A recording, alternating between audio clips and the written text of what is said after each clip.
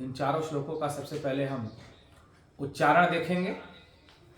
जिनको भी उच्चारण सीखने में रुचि है वे ध्यान देंगे।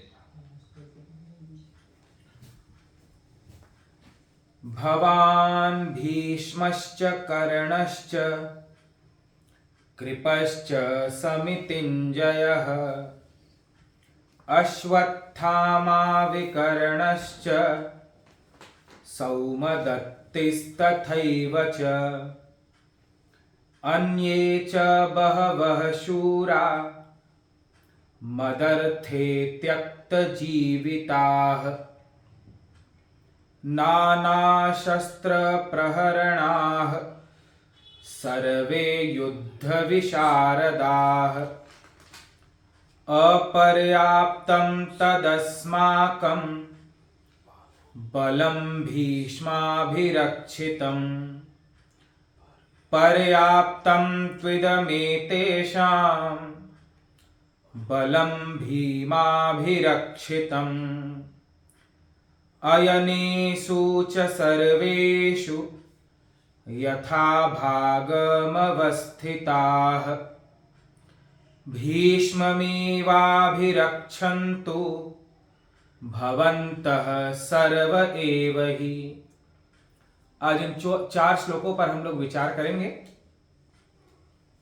इसका हिंदी में अर्थ दुर्योधन गुरु द्रोणाचार्य के पास जाकर के अपनी सेना के विषय में बताता है और कहता है, हे गुरुदेव, मेरी सेना में आप द्रोणाचार्य और पितामह भीष्म तथा कर्ण और संग्राम विजयी कृपाचार्य तथा वैसे ही अश्वत्थामा, विकर्ण और सोमदत्त का पुत्र भूरिश्रवा और भी मेरे लिए जीवन की आशा त्याग देने वाले बहुत से शूरवीर अनेक प्रकार के शस्त्रों से सुसज्जित और सब के सब युद्ध में चतुर हैं। भीष्म पितामह द्वारा रक्षित हमारी वह सेना सब प्रकार से अजेय है और भीम द्वारा रक्षित इन लोगों की यह सेना जीतने में सुगम है। इसलिए सब मोर्चों पर अपनी अपनी जगह स्थित रहते हुए आप लोग सभी निसंदेह भीष्म पितामह की ही सब ओर से रक्षा करें।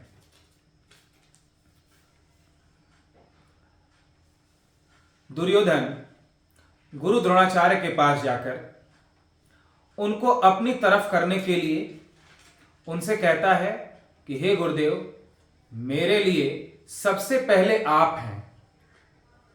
भीष्म पितामह का नाम भी बाद में लेता है। सबसे पहले द्रोणाचार्य को कहता है कि आप मेरे लिए पहले हैं, जबकि भीष्म पितामह सेनापति हैं। लेकिन दुर्योधन द्रोणाचार्य के पास जाकर कहता है, मेरे लिए तो सबसे पहले आप ही हैं। भवान पहले आप, फिर भीष्मश्च, बाद में भीष्म।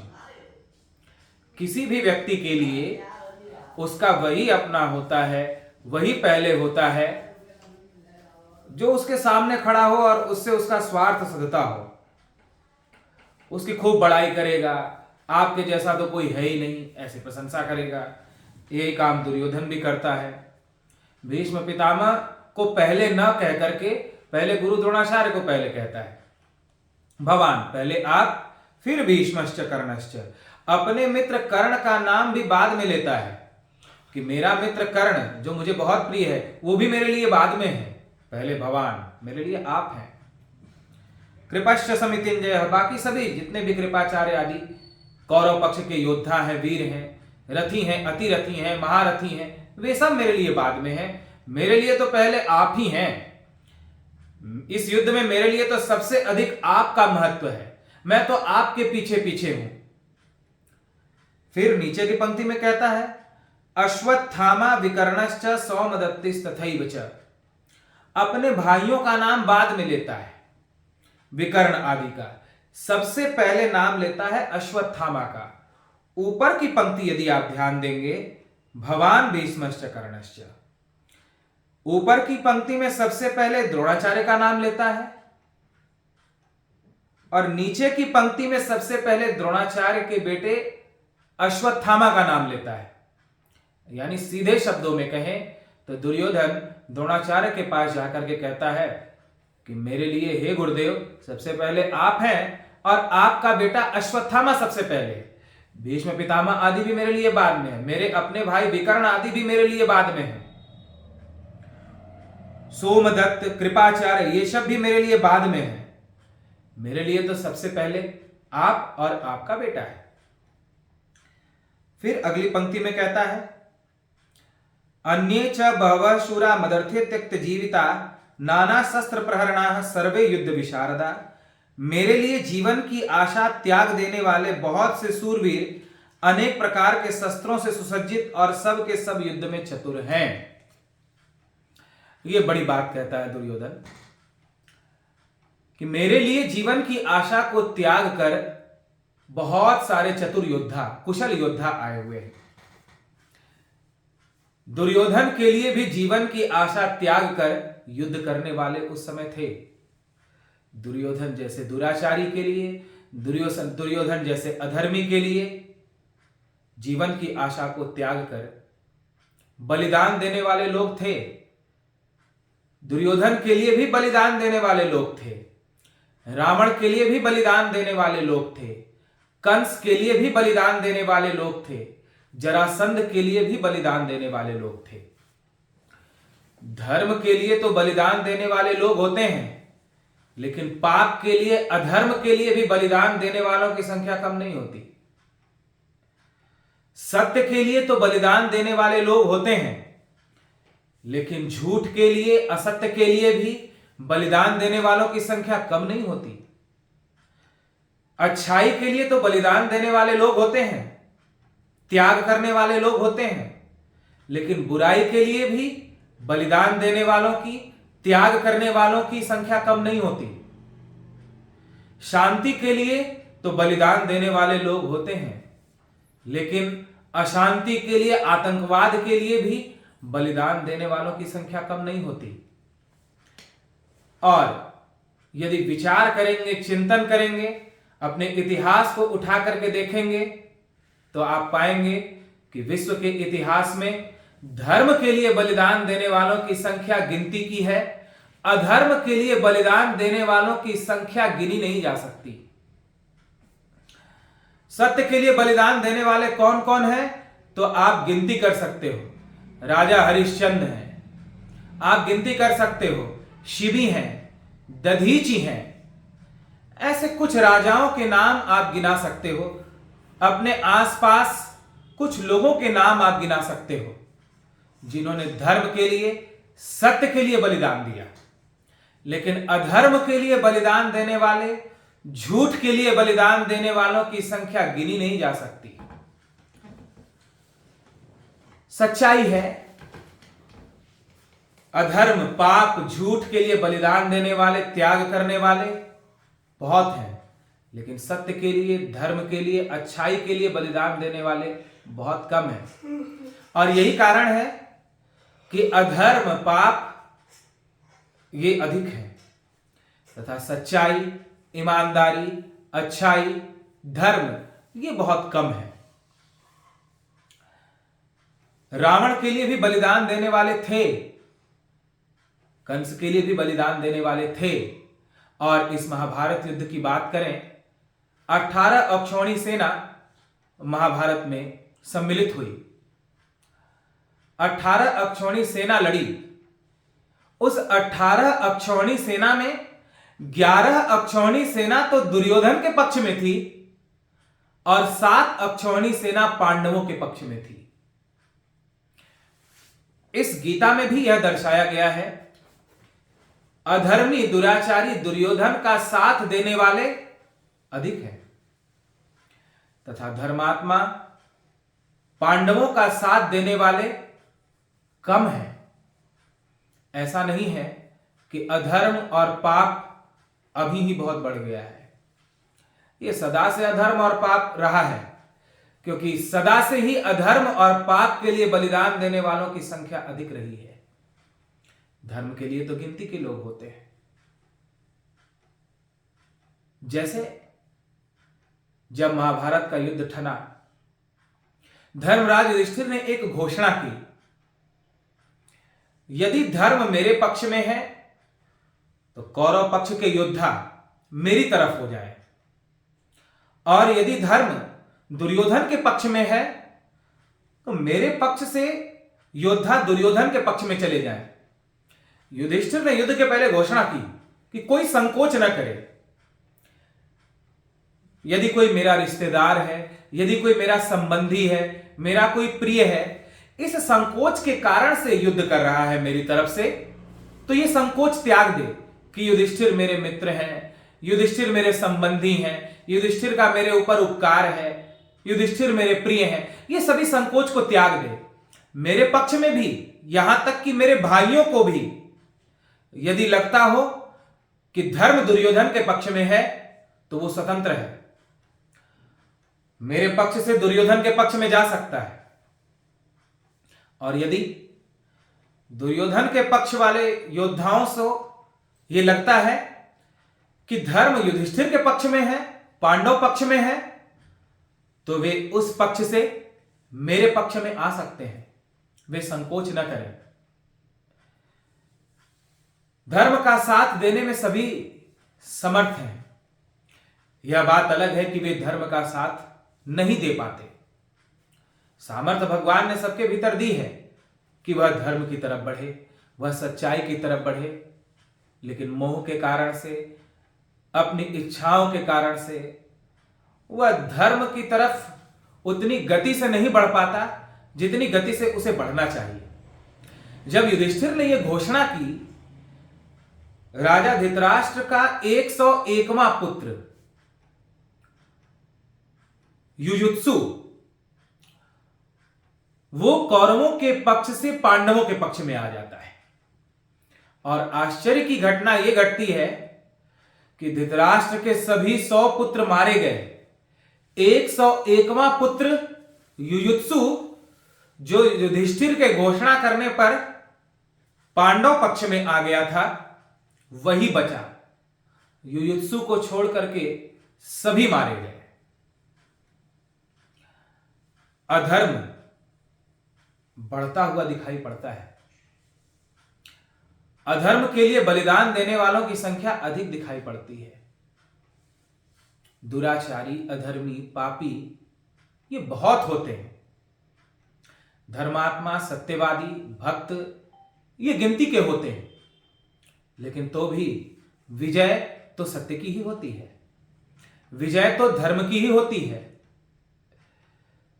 दुर्योधन के सभी भाई मारे गए, 100 के 100 मार डाले गए।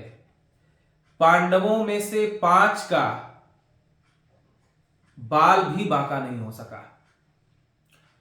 पांचों के पांचों भगवान श्री कृष्ण की कृपा से और धर्म का साथ देने के कारण से सुरक्षित रहे। 5 में से 1 का भी कुछ न बिगड़ पाया, क्योंकि वे पांचों धर्म का साथ दे रहे थे। वे पांचों धर्म की लड़ाई लड़ रहे थे। उन पांचों के हृदय में भगवान थे, उनके रथ पर भगवान थे, उन्हें भगवान का मार्गदर्शन प्राप्त था। वे भगवान की आज्ञा पालन करते हुए युद्ध कर रहे थे। भगवान उनके लिए सर्वोपरि थे, भगवान की आज्ञा उनके लिए सर्वोपरि थी, भगवान ही उनके लिए सर्वश्रेष्ठ थे। वे सच्चाई की लड़ाई लड़ रहे थे, वे धर्म की लड़ाई लड़ रहे थे। अतः उन पांडवों का बाल भी बांका नहीं होता। 5 के 5 पांडव सुरक्षित रहते हैं। लेकिन धृतराष्ट्र के सभी 100 बच्चे मार डाले जाते हैं। और आश्चर्यजनक घटना, जैसा कि मैंने बताया, 101वां बेटा जो पांडवों के पक्ष में आ गया था, वह युयुत्सु ही केवल बचता है, वो नहीं मारा जाता। इस प्रकार अधर्म चाहे जितना भी हो, संख्या चाहे अधर्म की, पाप की कितनी भी बढ़ जाए, लेकिन वो धर्म को नष्ट नहीं कर सकता। धर्म कहते ही उसे है जो कभी नष्ट न हो। अधर्म नष्ट हो सकता है, लेकिन धर्म कभी नष्ट नहीं होता। इसलिए मेरे पूज्य दादा गुरु श्री गीता घाट बाबा जी कहा करते थे, धर्म की जय हो। आप लोग भी जय जयकार करते हैं। तो जय जयकार करते हुए कहा जाता है, बोलिए धर्म की जय। तो आप लोग भी कहते हो धर्म की जय, फिर दोबारा क्या कहते हो, अधर्म का नाश हो, धर्म की जय हो, अधर्म का नाश हो। लेकिन मेरे दादा गुरु श्री गीताघाट बाबा जी ये नहीं बोलने देते थे कि अधर्म का नाश हो। वे कहते थे धर्म की जय हो तो बोलो, लेकिन अधर्म का नाश हो ऐसा मत कहो। क्यों? क्योंकि धर्म की जय होगी तो अधर्म का नाश तो अपने आप हो जाएगा। नाश शब्द हिंसा का द्योतक हो जाता है, उसमें कि हिंसा भावना भरी हुई है। लेकिन धर्म की जय होगी तो अधर्म का नाश अपने आप हो जाएगा। सूर्य का उदय होगा तो अंधकार को लाठी लेकर के नष्ट करने की या कोई शस्त्र लेकर के नष्ट करने की आवश्यकता नहीं है, तथा लाठी और शस्त्र से अंधेरे को नष्ट भी नहीं किया जा सकता। दुनिया में कोई भी ऐसा शस्त्र नहीं बना, दुनिया में कोई भी ऐसा दिव्यास्त्र नहीं बना, दुनिया में कोई भी ऐसा औजार नहीं बना, ऐसा विपन नहीं बना जिससे अंधेरे को मारा जा सके, अंधेरे को नष्ट किया जा सके। अंधेरे को नष्ट नहीं किया जा सकता। सूर्य का उदय होता है तो अंधेरा अपने आप विलीन हो जाता है, अंधेरा अपने आप नष्ट हो जाता है। कमरे में आप प्रकाश करते हो, अपने आप अंधेरा नष्ट हो जाता है। सूर्य के सामने अंधकार नहीं टिक सकता। ऐसे ही जब धर्म की जय होगी तो अधर्म का नाश करना नहीं पड़ेगा, अधर्म अपने आप नष्ट हो जाएगा। इसलिए धर्म की जय होने पर ध्यान दो, अधर्म को नष्ट करने पर ध्यान मत दो। अधर्म को नष्ट करने के लिए मत दौड़ो। धर्म की जय कैसे हो इस पर तुम अपना ध्यान एकाग्र करो। हिंदुत्व की रक्षा की बात की जाती है, हिंदू धर्म की रक्षा करो, हिंदू धर्म की रक्षा करो, हिंदू धर्म खतरे में है, हिंदू धर्म खतरे में है, हिंदू धर्म को बचाओ। हिंदू धर्म न कभी खतरे में था, न है, न आगे रहेगा। हिंदू धर्म खतरे में नहीं हो सकता। हां, हिंदू खतरे में हो सकता है, हिंदुत्व खतरे में हो सकता है, लेकिन हिंदू धर्म खतरे में नहीं हो सकता, क्योंकि धर्म वही होता है जो कभी नष्ट नहीं होता, जिसको नष्ट करने का कोई उपाय नहीं होता। जैसे सूर्य है, सूर्य बादलों से थोड़ा ढक सा जाता है तो अंधेरा हो जाता है, लेकिन सूर्य नष्ट नहीं हुआ, केवल बादलों से ढक सा गया। उसी प्रकार से धर्म कभी नष्ट हो ही नहीं सकता। सनातन धर्म इसीलिए कहा गया, सनातन जो सदा रहे, सदा रहने वाला धर्म सनातन धर्म कहलाता है। तो सनातन धर्म, हिंदू धर्म कभी नष्ट हो नहीं सकता। हां, हिंदू नष्ट हो सकता है, हां, हिंदुत्व तो खतरे में हो सकता है, लेकिन धर्म नष्ट नहीं हो सकता। ये थोड़ी गहरी बात है, इसे यदि आप विचार पूर्वक देखेंगे तो जान पाएंगे। मेरे कहने का तात्पर्य इतना है कि किसी को नष्ट करने से अच्छा है कि आप धर्म को जागृत करो। धर्म को जगाओगे तो अधर्म अपने आप सो जाएगा, अधर्म अपने आप नष्ट हो जाएगा। इसलिए घर घर में गीता का पाठ होना चाहिए। आप अपने बच्चों में यह संस्कार डालो कि वे नित्य गीता जी का पाठ करें। अधिक नहीं, 5 मिनट समय लगता है। संस्कृत में नहीं पढ़ सकते तो वे हिंदी में ही पढ़ें। गीता प्रेस गोरखपुर की जो गीता आती है वो हिंदी में ही गीता जी का पाठ करें। कम से कम 5 मिनट गीता के लिए वो दें। आपके घर में सुबह शाम आरती होनी चाहिए, उस आरती में परिवार के सारे लोग सम्मिलित हों। आपके घर में शंख बजना चाहिए, आपके घर में घंटी बजनी चाहिए। आप अपने मस्तक पर तिलक लगाएं, तिलक लगाना चाहिए। संभव हो तो आपको चोटी रखना चाहिए। आप धर्म से जुड़ो, धर्म को अपने भीतर जागृत करो तो अधर्म अपने आप नष्ट हो जाएगा। आपको नष्ट करने के लिए कोई युद्ध करने की आवश्यकता नहीं होगी,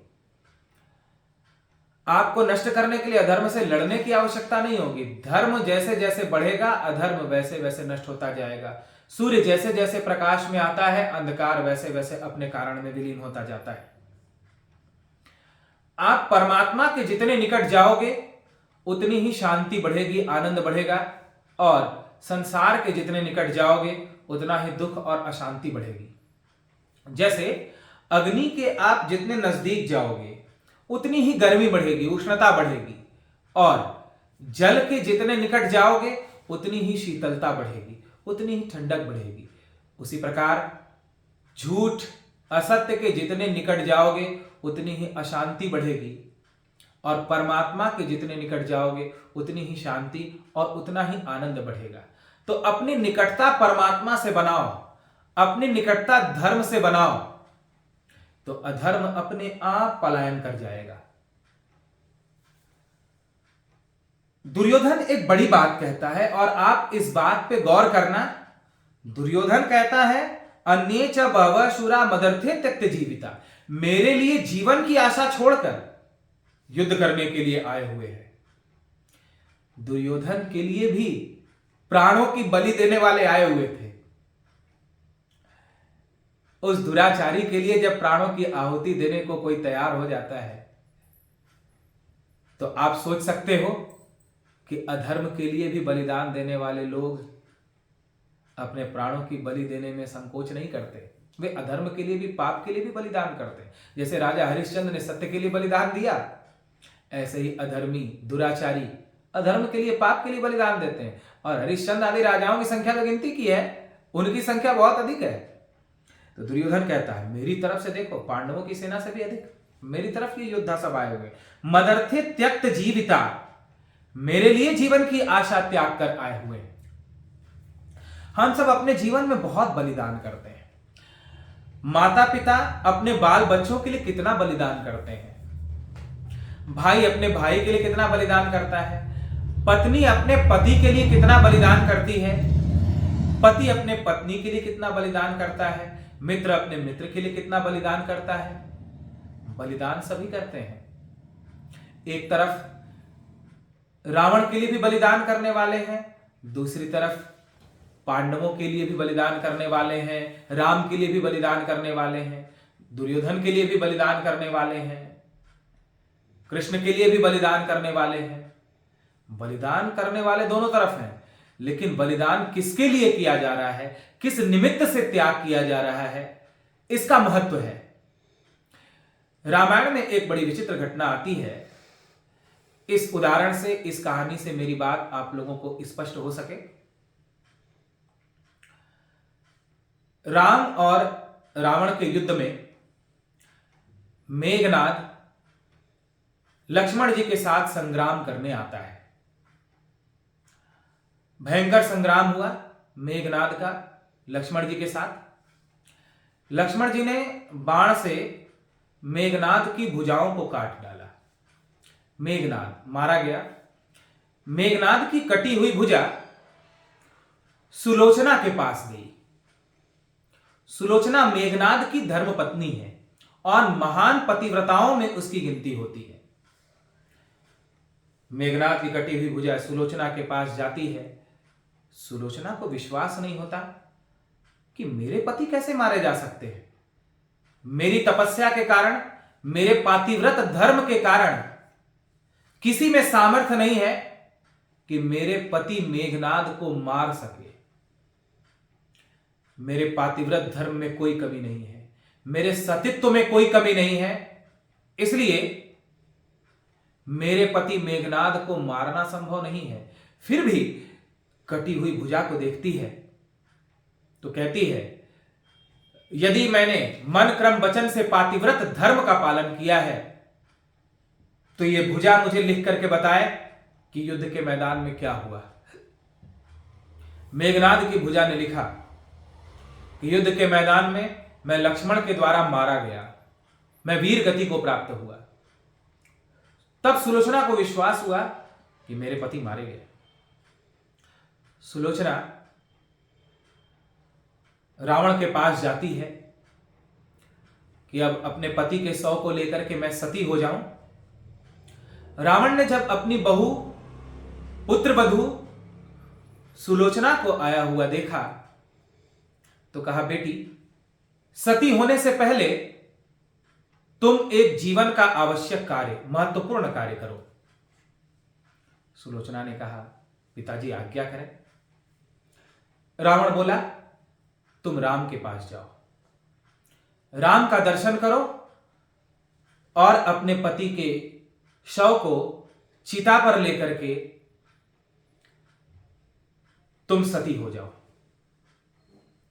सुलोचना कहती है, पिताजी, राम तो आपके कट्टर शत्रु हैं, मैं नवयुवती हूं, यदि मैं राम के पास गई तो न जाने वो मेरे साथ क्या करेंगे, मेरे साथ वहां पे कैसा दुर्व्यवहार किया जाएगा। रावण ने कहा, बेटी, जहां जितेंद्रिय लक्ष्मण है, जहां पर मनोजयी हनुमान जैसे सेवक हैं और मर्यादा पुरुषोत्तम राम है, उस दरबार में कभी तुम्हारे साथ अन्याय नहीं हो सकता। और तुम्हारे पति मेघनाद का शव राम के ही पास है, तुम्हें दोनों लाभ होगा, राम का दर्शन भी हो जाएगा और तुम जाओगी तो तुम्हारे साथ वहां अन्याय नहीं होगा, तुम्हारे पति का शव भी तुम्हें मिलेगा। रावण के कहने पर सुलोचना जाती है। सुलोचना गई, भगवान श्री राम उसका सत्कार करते हैं।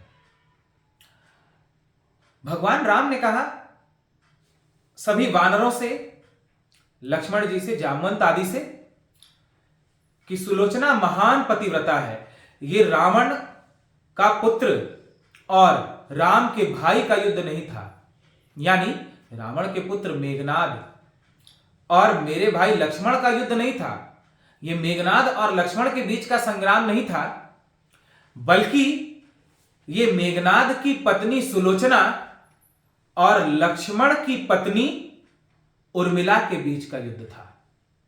ये दो महान पतिव्रताओं के बीच का युद्ध था। किसी ने पूछा कि प्रभु, क्या सुलोचना के पातिव्रत धर्म में कोई कमी है जिसके कारण से मेघनाद की पराजय हुई? भगवान राम ने जो बात कही वो ध्यान देने योग्य है। भगवान ने कहा, नहीं, सुलोचना भी महान पतिव्रता थी, सुलोचना के कारण से मेघनाद को मारना संभव नहीं था, सुलोचना के पातिव्रत धर्म से मेघनाद की रक्षा होती थी, और लक्ष्मण की पत्नी उर्मिला भी महान पतिव्रता, महान सती, उसके पातिव्रत धर्म में भी कोई कमी नहीं, लेकिन तो भी मेघनाद की पराजय हुई, लक्ष्मण की विजय हुई। इसका एक ही कारण था, सुलोचना के पति ने स्त्री के प्रति कुदृष्टि रखने वाले रावण का साथ दिया था, और उर्मिला के पति लक्ष्मण ने स्त्री के प्रति सदा मर्यादा का पालन करने वाले मर्यादा पुरुषोत्तम राम का साथ दिया था। पातिव्रत धर्म किसी का कम नहीं था, लेकिन एक के पति ने रावण जैसे दुराचारी का साथ दिया था, इसलिए उसकी पराजय हुई, और दूसरे के पति ने राम जैसे मर्यादा पुरुषोत्तम धर्मात्मा का साथ दिया था, इसलिए उसकी विजय हुई। तो दुर्योधन कहता है यहां गीता जी में, आप ध्यान देंगे आप, अन्ये च बहवसुरा मदर्थे त्यक्त जीविता, मेरे लिए प्राणों का बलिदान देने वाले बहुत सारे योद्धा आए हुए हैं, और वो पांडवों के पक्ष से अधिक हैं, जो मेरे लिए मरने को तैयार है इस युद्ध में, उनकी संख्या अधिक है, पांडवों के पक्ष में तो कम है, किंतु दुर्योधन के लिए जो प्राणों का बलिदान देने वाले हैं, उनका उद्धार हो, उनका कल्याण हो, ऐसी कल्पना करना संभव नहीं है। धर्म का साथ देने वालों की संख्या कम हो सकती है, लेकिन विजय तो धर्म का साथ देने वालों की ही होती है। अधर्म का साथ देने वालों की संख्या अधिक हो सकती है, लेकिन विजय अधर्मियों की नहीं होती है, दुराचारियों की नहीं होती है। बलिदान जीवन में हम बहुत करते हैं, लेकिन किसके लिए बलिदान कर रहे हैं ये हमें विचार करना चाहिए। बेटे के लिए बलिदान कर देते हो, पति पत्नी के लिए, समाज के लिए बलिदान कर देते हो, लेकिन भगवान के लिए बलिदान करते हो क्या? याद रखना, मदर्थे त्यक्त जीविता, भगवान के लिए जो मृत्यु को भी स्वीकार करने में संकोच नहीं करता, भगवान के लिए जो अपने प्राणों का बलिदान देने में भी पीछे नहीं हटता, जो अपने प्राणों को पल भर में भगवान के लिए बलिदान कर सकता है, वह भगवत दर्शन का अधिकारी होता है। मुक्ति इतनी सहज नहीं है, भगवत दर्शन इतना सरल नहीं है। संत महात्मा अपने प्राणों के समान प्रिय माता पिता, घर परिवार, धन संपत्ति को त्याग कर भगवान के लिए चलते हैं, तपस्या करते हैं, तब जाकर कहीं उन्हें भगवान की झलक प्राप्त होती है। भगवान को पाना इतना सरल नहीं है। संसार में कौन ऐसा है जिसे परिवार अच्छा नहीं लगता, जिसे माता पिता याद नहीं आते, जिसे धन संपत्ति अच्छी नहीं लगती, जिसे भोग अच्छा नहीं लगता, लेकिन भगवान के लिए जो इन सभी प्रिय चीजों का त्याग करता है, जो प्राणों की भी आहुति देने को तैयार हो जाता है, प्राण का बलिदान देने में भी जो देर नहीं लगाता भगवान के लिए, इतना महान त्याग जो कर सकता है, इतना कष्ट जो सह सकता है, मृत्यु तुल्य जो कष्ट सहन कर सकता है, देह से प्राण निकलने में जितना कष्ट होता है, उतनी पीड़ा को जो सहन करने में समर्थ होता है, वह मोक्ष को प्राप्त कर पाता है, वह भगवत दर्शन को प्राप्त कर पाता है। आप सोचो, सुबह शाम हम थोड़ी आरती कर लें और बस मुक्ति मिल जाए। इतना सरल काम नहीं है ये। यह आत्मज्ञान इतना सहज नहीं है। दुर्योधन के लिए, अधर्म के लिए बलिदान करते हैं, लेकिन धर्म के लिए, परमात्मा के लिए बलिदान करो तो तुम्हारा हित हो, तुम्हारा मंगल हो। फिर दुर्योधन कहता है, भीष्म पितामह द्वारा रक्षित हमारी वह सेना सब प्रकार से अजेय है और भीम द्वारा रक्षित इन लोगों की यह सेना जीतने में सुगम है। जब पाप करने के लिए पापी चलते हैं, अधर्म के रास्ते पर कोई चलता है, तो उसे लगता है मेरे पास तो इतना धन है, मेरे पास तो इतने सारे लोग हैं, सब मुझसे बड़ा प्रेम करते हैं, मेरा कौन क्या बिगाड़ सकता है। लेकिन यह उसका एकमात्र भ्रम होता है। दुर्योधन को भी यह भ्रम था कि इच्छा मृत्यु वाले भीष्म मेरी तरफ है, द्रोणाचार्य मेरी तरफ है, पांडवों से अधिक सेना मेरी तरफ है और वो सब मेरे लिए मरने को तैयार है, युद्ध में विजय तो मेरी ही होनी है। उसको यह पूरा विश्वास था, भले मैं असत्य पे हूं, अधर्म पर हूं, लेकिन पावर तो मेरे पास है, शक्ति तो मेरे पास है। इन पांडवों के पास क्या शक्ति है? एक श्री कृष्ण है, और श्री कृष्ण ने भी प्रतिज्ञा कर ली है कि मैं युद्ध के मैदान में शस्त्र नहीं उठाऊंगा। अब इन पांडवों को तो मैं थोड़ी ही देर में मिट्टी में मिला दूंगा। दुर्योधन ऐसा द्रोणाचार्य से कहता है, और कहता है भीम, जिसको खाने से ही फुर्सत नहीं है, जिसके सामने भोजन आ जाए तो वो ये नहीं देखता कि किसका पेट भरा है किसका नहीं भरा, वो अपने ही पेट की चिंता करता रहता है। वो पांडव सेना की रक्षा कर रहा है, ये पेटू कितनी देर तक पांडवों की रक्षा करेगा, ये कितनी देर तक हमारे सामने खड़ा रहेगा। भीम को लेकर के दुर्योधन को थोड़ी चिंता है कि भीम है तभी युद्ध हो सकता है। यहां पर दुर्योधन ने अर्जुन का नाम नहीं लिया, यह भी ध्यान देना। ये जो श्लोक है आपका 10वां श्लोक, कि भीम के द्वारा रक्षित, अपने पक्ष की सेना में भीष्म का नाम लेता है कि मेरे पक्ष में भीष्म द्वारा रक्षित, और पांडवों के पक्ष में भीम का नाम लेता है कि भीम के द्वारा रक्षित। यहां अर्जुन का नाम नहीं लेता, अर्जुन के द्वारा रक्षित, जबकि अर्जुन बड़े गांडीवधर है, धनुर्धर है। अर्जुन का नाम ले सकता था, लेकिन अर्जुन का नाम उसने नहीं लिया, क्योंकि उसे यह पता था कि अर्जुन बुद्धिमान है, अर्जुन विचारवान है। वो पहले विचार करता है किसी भी कार्य को करने के पूर्व, विचार करके ही वो किसी कार्य को करता है। तो अर्जुन विचार करेगा, और निश्चित विचार करेगा कि ये मेरे गुरु हैं, ये मेरे ताऊ चाचा हैं, ये मेरे अपने हैं, मैं इनके साथ कैसे युद्ध करूं। दुर्योधन को भी ये पूरा आभास था कि अर्जुन युद्ध के मैदान से भाग जाएगा।